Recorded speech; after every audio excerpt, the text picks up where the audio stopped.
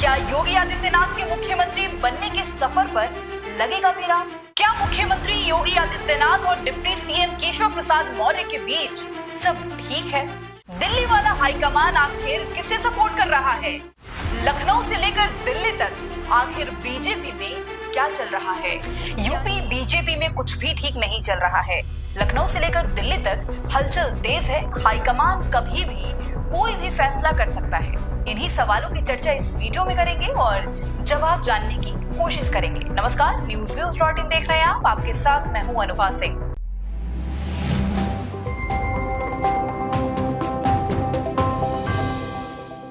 हाल ही में हुए लोकसभा चुनाव में यूपी में बीजेपी को करारी हार का सामना करना पड़ा। बीजेपी से कहीं ज्यादा लोकसभा सीटें समाजवादी पार्टी के पाले में आई और तो और कई अहम सीटों पर बीजेपी को हार का मुंह देखना पड़ा।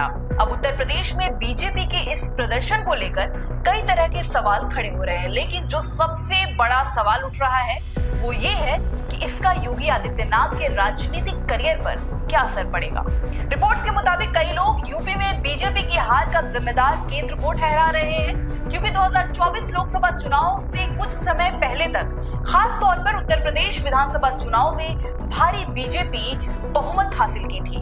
कहीं ना कहीं योगी को भविष्य के राष्ट्रीय नेता के तौर पर देखा जाने लगा था, मगर सवाल ये उठता है कि विधानसभा में इतना अच्छा प्रदर्शन करने के बाद भी लोकसभा में हुए भारी नुकसान का खामियाजा कहीं योगी आदित्यनाथ को उठाना ना पड़े।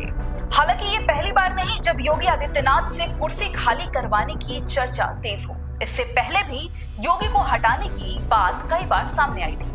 रिपोर्ट्स के मुताबिक 2022 विधानसभा चुनाव से पहले एक समय आया था जब केंद्र सरकार ने करीब करीब उन्हें हटाने का मन बना लिया था, लेकिन योगी आदित्यनाथ इसे रोकने में कामयाब हो गए थे।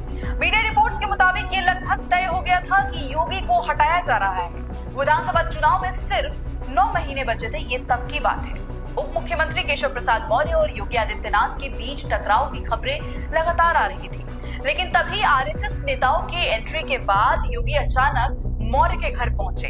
उस समय तक योगी की लोकप्रियता पार्टी से भी ऊपर पहुंच चुकी थी और उनको दूसरे राज्यों से भी प्रचार करने के लिए बुलाया जा रहा था। आकलन के बाद पार्टी के केंद्रीय नेतृत्व को लगा कि योगी को हटाने का ये सही समय नहीं है।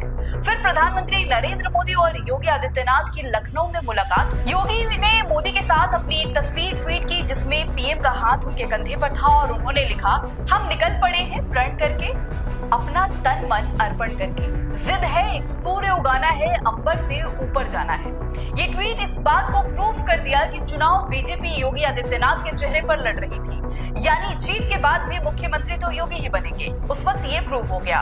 उसके बाद 2022 का चुनाव योगी के नेतृत्व में लड़ा गया, जिसमें बीजेपी की बम्पर जीत हुई थी।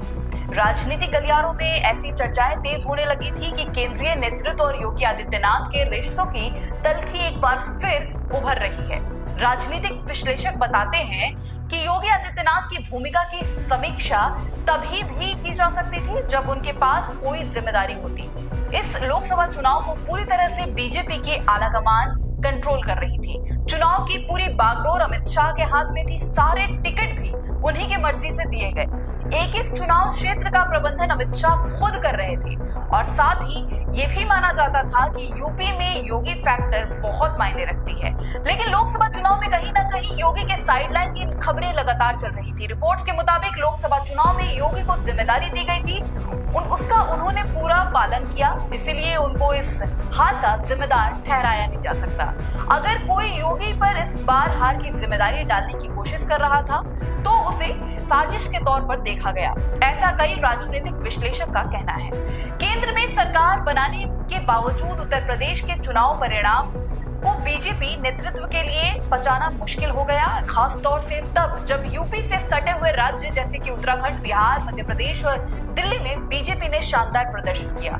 2019 के संसदीय चुनाव और 2022 के विधानसभा चुनाव में जबरदस्त सफलता के बाद कुछ हलकों में योगी आदित्यनाथ के लिए राष्ट्रीय भूमिका की संभावनाओं पर मंथन होने लगा था और उन्हें अगली पीढ़ी के बीजेपी नेता के तौर पर देखा जाने लगा था। लेकिन सवाल ये उठता है कि अभी के हालात, मतलब डिप्टी सीएम केशव प्रसाद मौर्य और योगी आदित्यनाथ के बीच के तनाव और 2024 लोकसभा चुनाव के परिणाम से इन संभावनाओं पर क्या विराम लग सकता है?